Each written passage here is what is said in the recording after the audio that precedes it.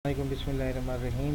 Dara education के जावा tutorial series के session number 10 के अंदर आज हम लूपिंग स्टेटमेंट्स के ऊपर बात करेंगे। लूपिंग स्टेटमेंट्स जो हैं वो जावा के अंदर मेनली जो हैं वो एक फॉर लूप होता है, वाइल लूप होता है, डू वाइल लूप होता है और एक फॉर ईच लूप होता है।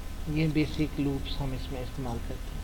तो सबसे पहले हमें फॉर लूप को अंडरस्टैंड करना है। पहली बात तो ये याद रखें कि जो लूपिंग स्टेटमेंट्स होते हैं इसका मतलब है कि ये रेपिटेशन होगी, अगेन एंड अगेन एक ही काम को आपने परफॉर्म करना है। तो वो कैसे होगा, जैसे फॉर एग्जांपल हम एक लूपिंग प्रोग्राम बनाते हैं। New class for loop example और पब्लिक स्टैटिक वाइड मेन इसको कर दें। ये चार टाइप्स हैं जी, फॉर लूप्स। हाँ जी, for loops, while loops, do while loop और फॉर ईच लूप। अच्छा, अब ये क्वेश्चन ये उठेगा कि सबसे पहले देखें मैंने अगर एक लूप का फ़ायदा क्या है। पहली तो यही बात जिस तरह भी हमने किया, पहले हमने बात की जिस तरह कंडीशन स्टेटमेंट में, ये मैं एक लेट्स सपोज मैं 1 से लेके 100 नंबर्स तक डिस्प्ले करवाना चाहता हूँ, ये 50 नंबर तक। 100 वाट इधर देख, तो मुझे हर दफ़ा ये लाइन लिखने से भी ये हो जाएगा। दो चीज़ें आएंगी, टाइम कंज्यूमिंग, और कल को अगर आप इसमें कोई तब्दीली करना चाहें तो उसके लिए आपको by hand you have to do a lot of work, और ये ऐसा काम होता है जिसके लिए आपको रेपिटेशन चाहिए। देखेंगे अभी आप देखेंगे तो ये 1 से लेके 10 तक स्क्रीन पे प्रिंट हो गया। रेपिटेशन थी 1 2 3 4 5 6 7। अब आप तसव्वुर करें 10,000 नंबर तक प्रिंट कराना, लाख तक कराना, तो आप कैसे ये काम कर सकते हैं। आपके लिए बहुत मुश्किल है, लेकिन कंप्यूटर के लिए ये बहुत इजी है टू डू दैट वर्क।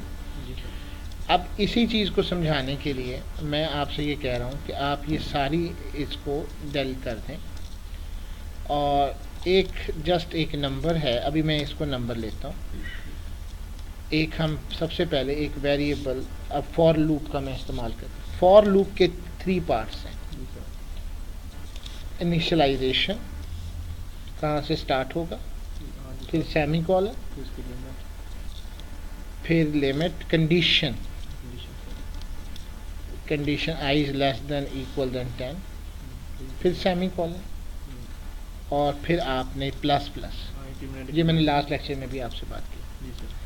अब आप इसको आई कर दें यहाँ पे, ये 0 से लेके देखें। अगर मैं इसको प्लस, ये मैं लास्ट लेक्चर में भी आपसे कहा था, वो मतलब जो नंबर है वो लेने की जरूरत नहीं पड़ेगी, वेरिएबल को डिक्लेयर नहीं करना पड़ेगा इनिशियलाइज वगैरह। अब ये देखें कि क्या आप मुझे बताएंगे कि ये नंबर कहाँ डिक्लेयर हुआ। ये आई डिक्लेयर तो हुआ, और उसी के अंदर हमने इसको, अब वही नंबर अगर आपको इसको 100 तक डिस्प्ले करवाना है तो you can start it with 100। आपको एक लाइन से आप 10,000 नंबर कर लें। पहला तो ये फ़र्क है। अब एक क्वेश्चन यहाँ पे और अराइज हो, ब्रैकेट्स आप ना दें तब भी है, लेकिन मेरा बेहतर ख्याल है कि आप इसको ब्रैकेट्स दें ताकि आपकी आदत अपनाई जाए। अगर एक लाइन होगी तो वो उसको नहीं करेगा, लेकिन फॉर लूप में अमूमन हम कई और लाइन्स भी करते हैं, तो पूरा का पूरा ये जो है आपकी ये जो कर्ली ब्रैकेट्स है, अब इस पर भी हम डिस्कशन करेंगे कि जो स्मॉल ब्रैकेट्स हैं वो आपकी मेथड्स के लिए इस्तेमाल होती हैं, कर्ली ब्रैकेट्स आपकी वो ब्लॉक स्टेटमेंट्स के लिए इस्तेमाल होती हैं, जैसे फॉर लूप, इफ़ स्टेटमेंट, सब के लिए। स्विच में भी आपने देखा। और बड़ी ब्रैकेट्स हमेशा अरे के लिए इस्तेमाल होती हैं, इस तरह से, जिस तरह आप ये देख सकते हैं स्ट्रिंग के साथ ये। अच्छा, अब ये ज़रा गौर करने वाली बात है। अब मैं आपको एक नई चीज़ यहाँ से डिस्कशन करना चाह रहा हूँ। अगर मैं यहाँ से इंटीजर हटा दूँ और इसको मैं यहाँ डिक्लेयर कर दूँ, तो आप मुझे बताएंगे कि प्रोग्राम में कोई फ़र्क पड़ेगा? सही सेमीकोलन भी टेढ़ा है, मुझे पहले पता लगा कि नहीं। आप मुझे ये बताएं, पहली बात तो देखें कि मुझे एरर नहीं आया। आपके मटाने से अगर आप कहते हैं जी मैं इसको मटा देता हूँ तो वो तो एरर आ गया। इसकी रीज़न भी बताऊंगा। आप मुझे बताएं कि आपके ख्याल में ये प्रोग्राम चलेगा कि नहीं? तो चलना चाहिए। तो चलेगा।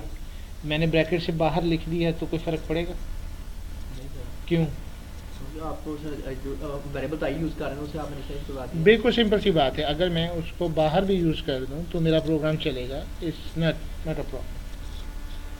ये आप इसके साथ यहाँ देखिए रन होगा, बिल्कुल एग्जैक्टली परफेक्टली सा। अच्छा, अब अगर मैं इसका थर्ड पार्ट उड़ा दूँ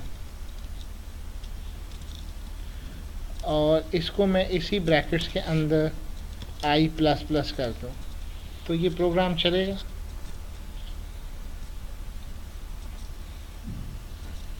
चलेगा। अच्छा, चलेगा। क्यों जी चलेगा? वो नंबर डिस्प्ले का इंक्रीमेंट हो रहा है, फिर जो फिर आगे जा रहा है। देखो देखें। ये वही वाला किया ना जो हमने जो इंक्रीमेंट आपने तोड़ के दिखाया था वहाँ पे। अच्छा, अब वो कह रहा है बेसिकली इसकी लॉजिक समझे। इनिशियलाइजेशन वेरिएबल की एक दफ़ा होती है, हमने इसको बाहर डिक्लेयर कर दिया या हमने कर्ली ब्रैकेट्स में कर दिया, कोई प्रॉब्लम नहीं।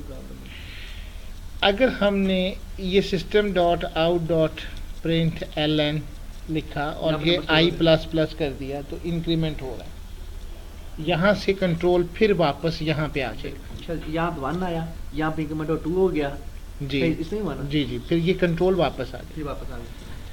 अच्छा, अगर मैं ये कहूँ कि ये भी मैं उड़ा दूँ तो क्या ये चलेगा? नहीं सर, क्यों नहीं चलेगा? देखें नहीं चलेगा, लेकिन उसे पता ही नहीं उसने जाना कहाँ पे है।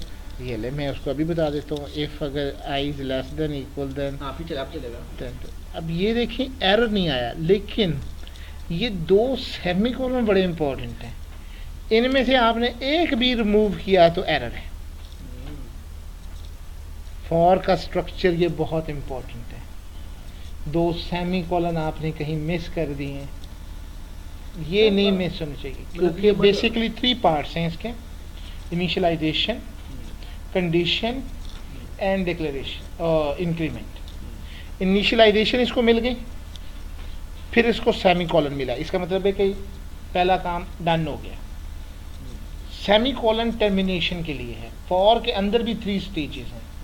पहले इनिशियलाइजेशन का सेमीकोलन, उसके बाद वो इस ब्लॉक में आ जाएगा, जो उसने प्रिंट करना है वो करेगा।